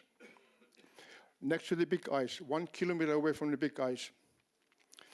When I took these religious leaders of the world to walk on the big ice, it was cloudy, it was cold, ice was not melting. The next day, I took them on a walk to the river. It was sunny. From the surface melting of the big ice, one river was running more than 1 million liters per second. I said more than 1 million liters per second. And there are more than 10,000 rivers in Greenland. And all caused by you. All of you, every one of you, you caused it. You know it already that there's climate change. But do you comprehend of what you're doing? Do you have any idea of what you're doing? I believe that you have capacity to use your knowledge wisely, but you haven't done it. I refused to go to Paris. My family of native peoples asked me, come. I said, no, I'm not going to go. I'm not going to waste my money and time anymore to go to meetings. But then I was invited here out of the blue. It was so interesting that I meet you. You are my last hope. Really, literally, you are the last hope of Earth. There's only one Earth. And you are the citizen of this Earth. The impact is so big. You have no idea what's coming at you. You have literally no idea. The wisdom of the ice is disappearing.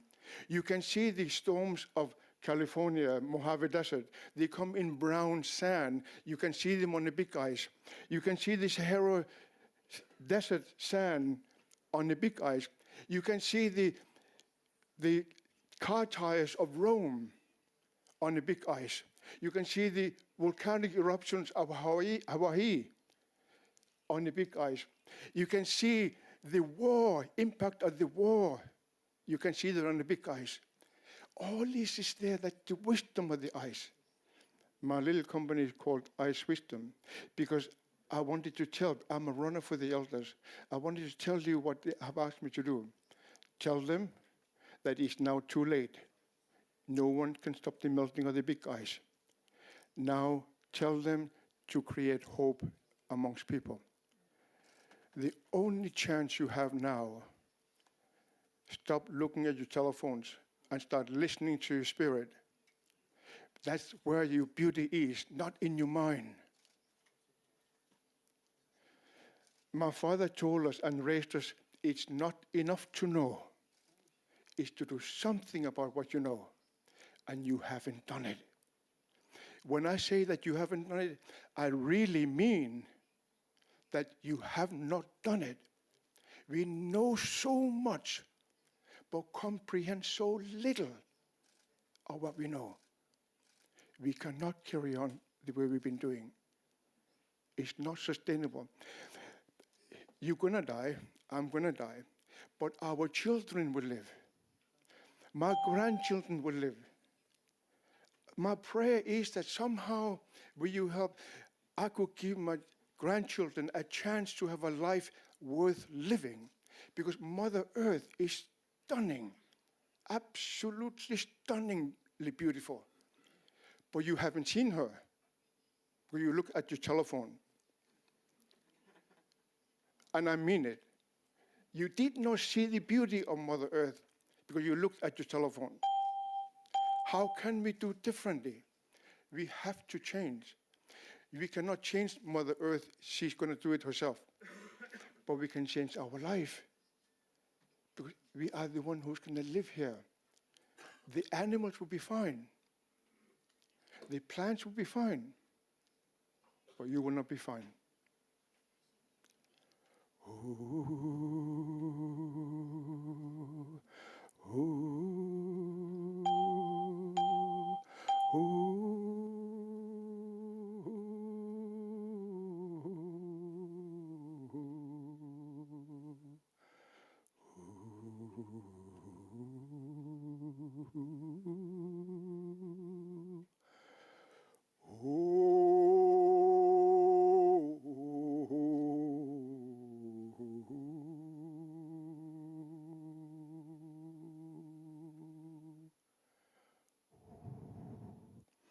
That is my prayer for you, in hope that you will change. Ho, ho.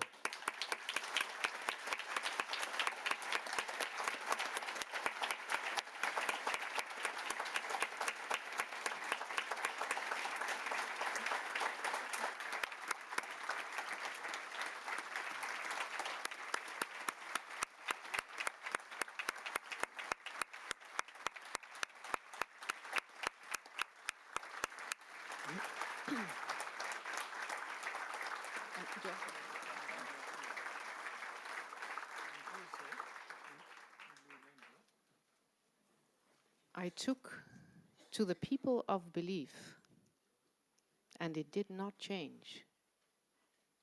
I took to the people of belief, and it did not change. Now, Bill said we remain in denial about the peril that we are in. Your Eminence said we need to listen and discern. Put away that phone. Take your head out of the sand. You are the last hope. We are the last hope. Now, hope dies last, but don't forget that people are dying. Cultures are dying. And the future is in your hands, it's in my hands. And this is about what all of us are going to contribute to make that change happen, that we need not tomorrow, but that we need today. So I'm going to open the floor for your questions, but I am begging you to please be as respectful to me as your pilot of this session as you have been this morning with Your Eminence when you had the audience with His Holiness. Please, please, please be brief. We are actually 2 minutes from the end of this session. So please don't come with statements. Take your 30 seconds and ask from your peers, from this community, what you need to galvanize action, to create that movement, and to be the change that we need to see. Can I see a show of hands for very, very brief comments? We're going to run slightly over time, but I will allow for that to happen. I'm going to move from that side. Please raise your hand and press the microphone, introduce who you are, and please be respectful of the 30 seconds of fame that you have in this august body.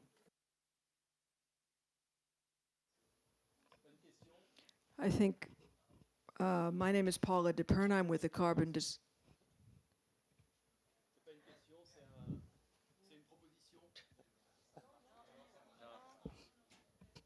Sorry, I'll be very brief. Paula DePerna, Carbon Disclosure Project, tying together what we just heard.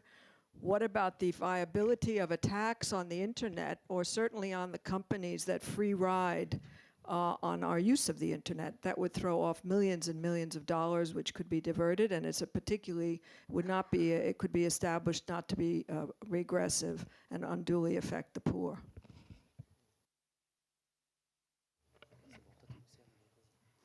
I had another question on that side. Please go ahead. C'est une proposition pour aller en complément avec ce qu'a proposé Pierre Laudato. Je pense qu'il y a urgence à proposer quelque chose pour tous les citoyens du monde. Ce n'est pas seulement aux politiciens, aux banquiers, aux décideurs et même aux évêques. Il y a des évêques qui ne croient pas à Laudato Si. On en connaît quelques-uns. Il faut que les citoyens se prennent en main. Et je crois aussi à la vertu de la communication. Les portables, les smartphones peuvent nous emmener dans le mur, mais ils peuvent nous sauver. Si tous les citoyens, et notamment dans les pays riches, chaque fois qu'ils achètent quelque chose, ont une indication qui leur permet de savoir si ça détruit la planète, si ça esclavagise des enfants, on a les moyens dans chaque achat de pouvoir être acteur d'éviter d'aller dans le mur. Donc je demande à ce que le dicaster étudie une application smartphone mondiale pour permettre à tous les citoyens du monde d'être acteurs de l'urgence d'agir. Thank you. Thank you very much. I'd like to complete the round. And may I please request the first people of Earth, the indigenous communities, to come and rise to the occasion and enter into a dialogue with us. The peoples of Africa, the peoples of Asia, of Latin America. Let's hear your voices as I move through the room and collect the questions so that this august body can respond to you. I have someone way up there in the back. Thank you. Go ahead. My name is Emmanuel Kizaliba. The first and foremost action is to say sorry to our God, and sorry to the Holy Father, and I do promise myself that as for me and my family, we shall take that small action that we shall be able to change that small life. Thank you. We need more change agents like you. I see someone right up here. Two ladies, please go ahead. In the back first, thank you. Please keep it short. Grazie, sono Valentina, un agronomo forestale. Ringrazio molto gli interventi perché confermo che la perdita delle foreste è veramente ingente e soprattutto illegale spesso. Lo sviluppo della Cina ha portato una deforestazione del 90% della Cina. Poi abbiamo l'UNESCO e l'UCN che si stanno occupando della protezione anche di queste superfici. Ma cosa può fare adesso l'Unione delle Diocesi? Possiamo avere la potenzialità di incidere anche su queste multinazionali dei fossili, perché il legno è un fossile verde che si rinnova ogni giorno e cresce ogni giorno. Grazie. Thank you, thank you. I had the lady up there and then we go all the way in the back. Tebaldo, go ahead. Please raise your hand. The lady with the glasses. Let's see if you can get Soy the Lía floor. Servino, Argentina. Quería felicitar a Bill y preguntarle si, disculpe la pregunta poco diplomática, pero si no convendría hacer algún tipo de declaración para poner en claro el papel de los Estados Unidos a nivel internacional en este tema.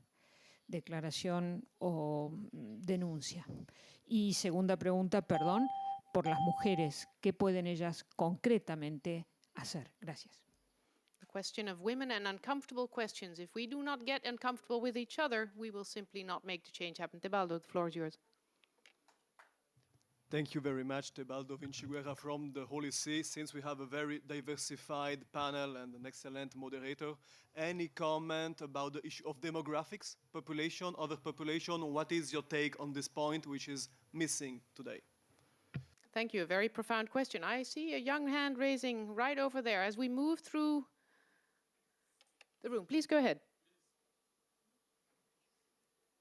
Please keep it brief so we can hear as many voices as we can. Oui, One merci. second. I have a person right there in the back of the room. Please go ahead. Floor is yours. Merci. J'ai le micro. Ah non, c'est le jeune homme là, en bas. Oui. Hello, it's Daniel from Pakistan. I just asking, the one question is very clear. It's like I have one question.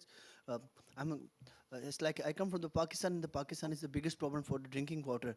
So when I visited to the Vatican, I found there is many fountains there, but there is no tap. So they're wasting the water. Why they're wasting the water? Because we need water. The African need waters. Why they are wasting the water? Thank you. Yeah. Thank you. À vous la parole. Merci. Pour l'Afrique, comment pouvons-nous changer la gouvernance politique, la gouvernance économique, mais aussi comment on peut engager toute l'Église, famille de Dieu de l'Afrique, pour sauver nos forêts, pour sauver le Congo, pour sauver les forêts tropicales. Merci.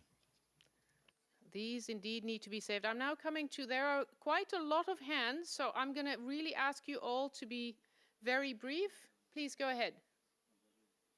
The floor is yours. Please push the microphone. Soy Patricia Gualinga de la Amazonía de Ecuador. Se habla sobre combatir la pobreza, pero no se habla directamente sobre el apoyo que tienen que tener los pueblos indígenas a sus propias propuestas, nacidas de sus propias visiones. Yo creo que es hora de apoyar a los pueblos que estamos luchando ahí, dando nuestra vida para salvar los bosques tropicales. Very well said. Thank you so much for that. I have the lady in red. Please push the microphone. Sorry, yes. There you go. Mi nombre es Anitalia Pijachi de Leticia Amazona, del pueblo Kaina Huitoto. Mi pregunta es también y muy preocupante en tema de las organizaciones grandes que manejan el mundo como es la ONU y la OMC, que no se preocupan en realidad por proponer o hacer propuestas con nuestros pensamientos, con nuestros estilos de vida en nuestro territorio y nos llevan semillas transgénicas. y la salud es cada vez de para abajo. Que nos respeten nuestras aguas, nuestras semillas, nuestros estilos de vida y nuestros bosques.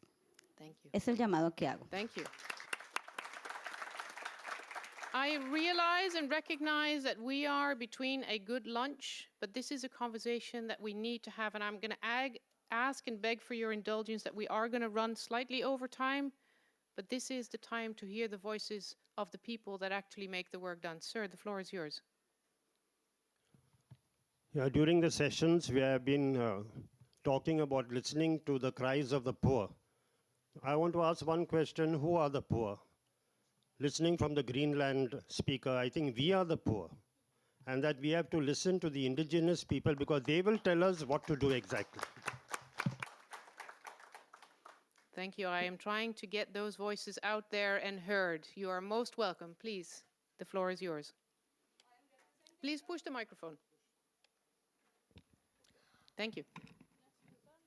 Thank you for all the help.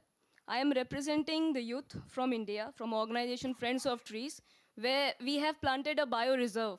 So my question is for Mr. Bill. You are the only American speaker over here, and you gave a wonderful presentation today. And we have a lot of American cousins over here.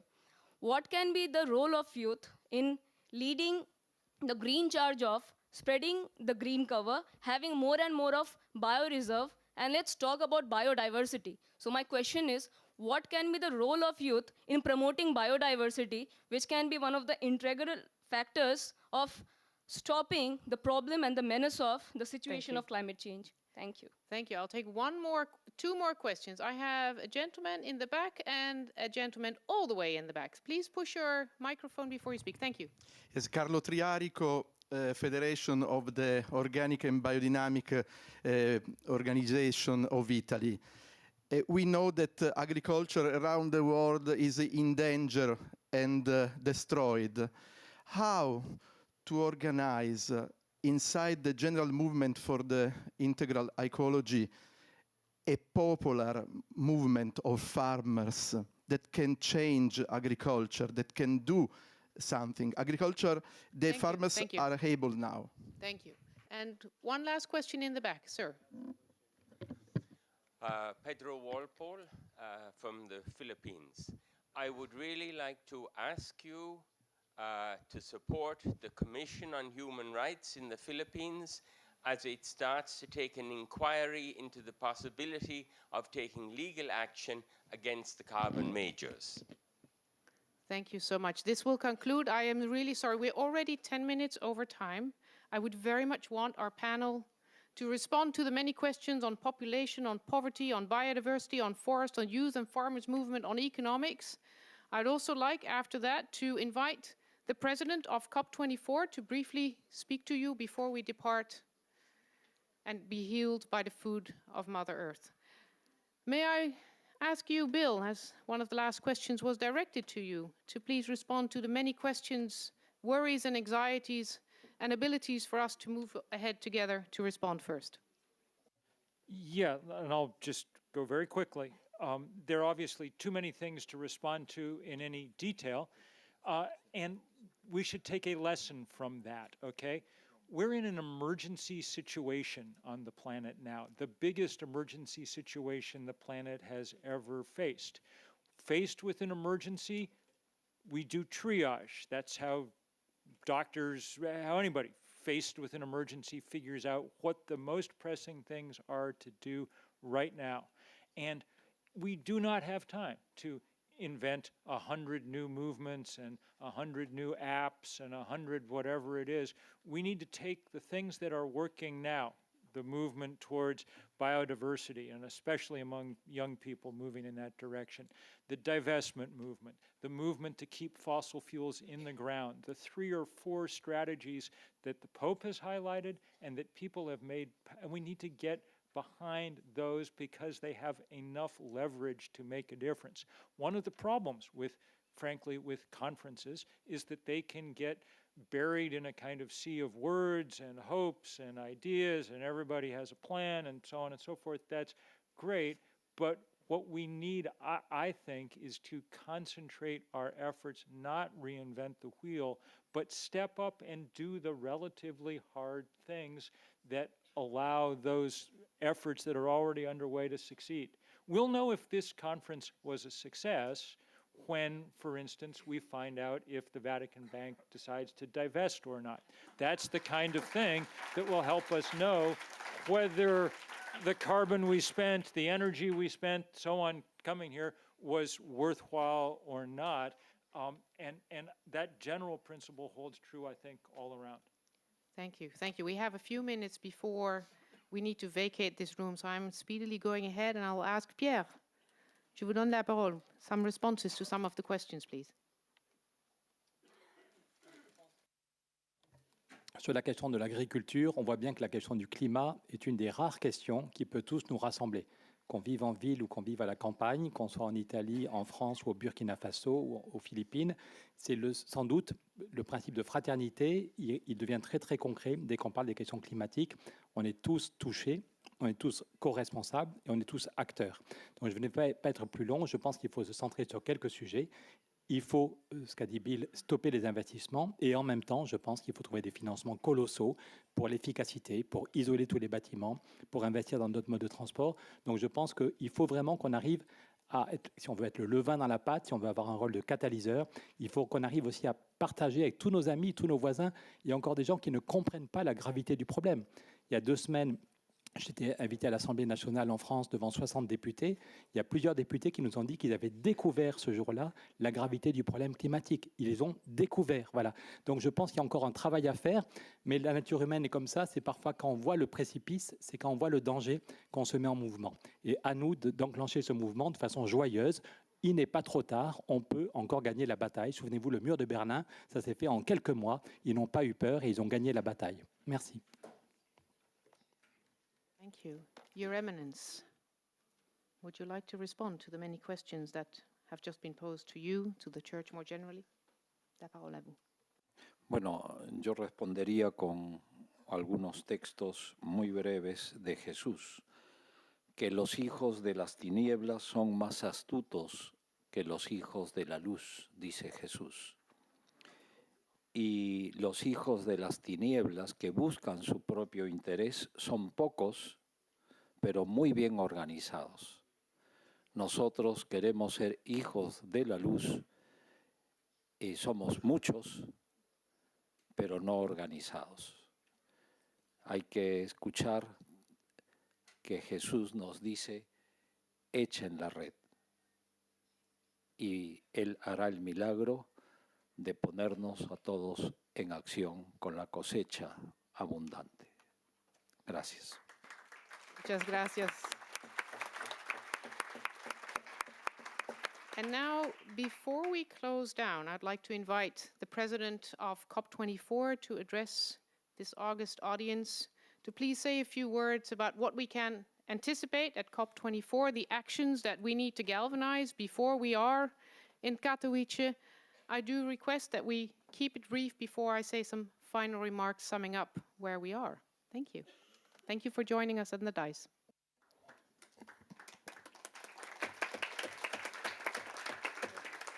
Excellency, honorable guests, I have prepared a very knowledgeable speech, but I understand it's not time anymore for speeches. And it's time for sharing, for emotions, for heart and not for mind. So please let me share my heart with you today. I was born in Poland in the mid of a century which was tragic for my country. Only recently we recovered the level of population from 1939. Poland was completely devastated by 2 totalitarianism, Nazi and communist. And I was born in the middle of this tragic century for my country. But in the middle of this tragedy was born a wonderful Pole, Karol Wojtyła. And then nearly 40 years ago, he became Pope here in Vatican.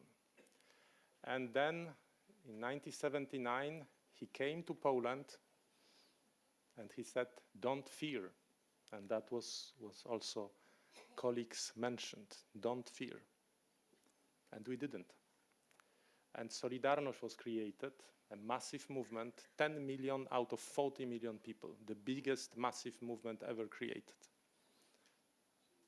And then Solidarność was abolished, martial law was introduced, tanks were on the streets, soldiers were killing people. And then we didn't lose hope. And in 1989, the transformation happened. East and West of Europe were against reunificated. Iron Curtain was abolished. So what I would like to say through this is that keep going. Polish history, my history in particular, of a person born inside a country which didn't care for people, but which didn't care for environment neither. I was born in Krakow, a beautiful medieval city, very intellectual city, university from 1363. And communists wanted to destroy the spirit of this city by putting a very big and very polluting factories in Krakow. And we were living in a city where you couldn't breathe. But then I would like you to have this message from Vatican to Katowice of solidarity and of hope. Together we can change. And even if sometimes the change seems far away, we have to keep hope, because the history of my country shows that when you keep hope, when the spirit is not broken, we can achieve great things together. And my country then entered into a new era, 25, 30 years of prosperity and peace, of great development, and also of very big care taken of environment. We did tremendous efforts, and what I can see is that in Poland, environment is very highly appreciated, and right now it's the turn for climate, for us to recognize that we have also to be solidar to the earth.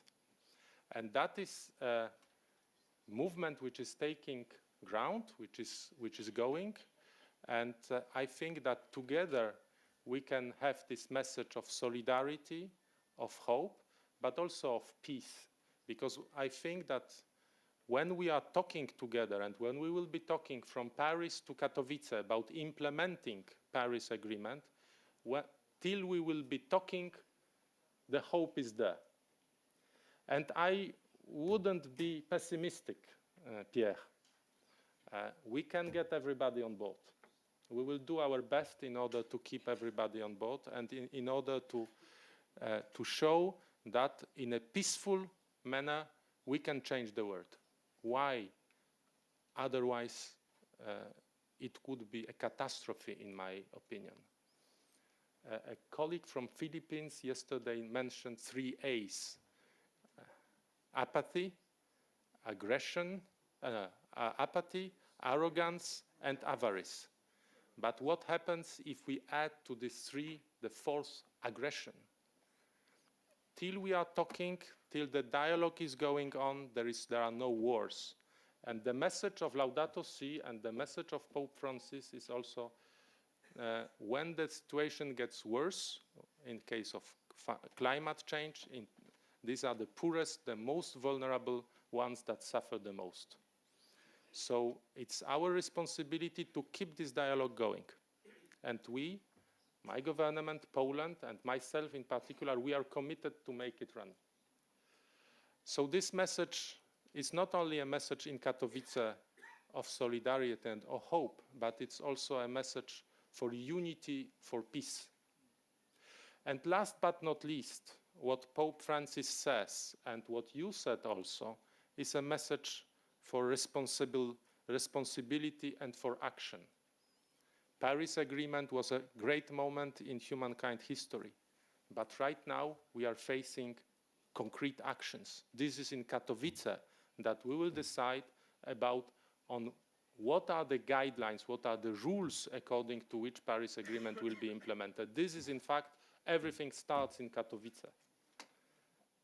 Our job as governments will end up with the rules, but we will open a completely new perspective, and this new perspective must be filled by governments, but we are in the 21st century, and this is a century when we can all interact, and that's also a great moment here in Vatican to see so many people coming from so different perspectives, from different countries, communicating together. Let's keep this spirit going also in Katowice. Let's change together, let's drive change together, and let's believe in solidarity, in hope, in peace, and in action. Thank you.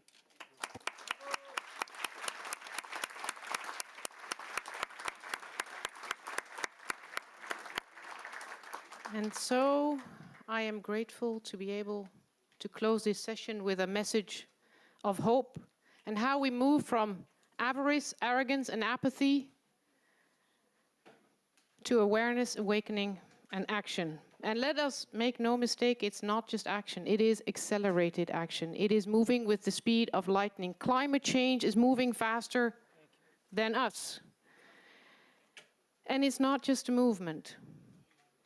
Because movement itself should not be mistaken with the action that is needed. A rocking horse moves, but a racing horse goes to where we need to go. That is where I want and need you to go. So we heard a few action points around finance, around divestment, around walking the talk, including for the Bank of the Vatican, around perhaps how individuals, institutions, and faith communities can go carbon neutral in how we manage our land assets, our buildings, our transport feeds, what we eat, how we deal with food loss and waste, and how we cannot and should not fail the people of this earth and use that small window of opportunity that we still have. At the Global Climate Summit in California, we need commitments, especially from the non-state actors such as the faith communities assembled here. This is a moment of opportunity leading up to enable the COP president to deliver on this promise that there is still hope that we can make this work. Now, Patricia Espinosa spoke about the ark, and she did not mean the physical ark. She said we need an ark of ambition. But after this panel, and with that analogy, let us also say we need an ark of action. Let's, as Lord Deben said, let's take joy in changing the world. Let's rise to the occasion, and let's rejoice in the knowledge that, yes, we can do this. Let us not forget that the ark was built by amateurs, the Titanic was built by professionals. So this is your moment as individuals to come together as collective action at scale that each of us can take. And let me send you away with one of the most profound proverbs of Africa, the place where I live and where my heart and soul is. If you think that you are too small to make a difference, go and sleep in a bedroom with a mosquito. I wish you a happy meal and a wonderful and inspiring afternoon. Thank you.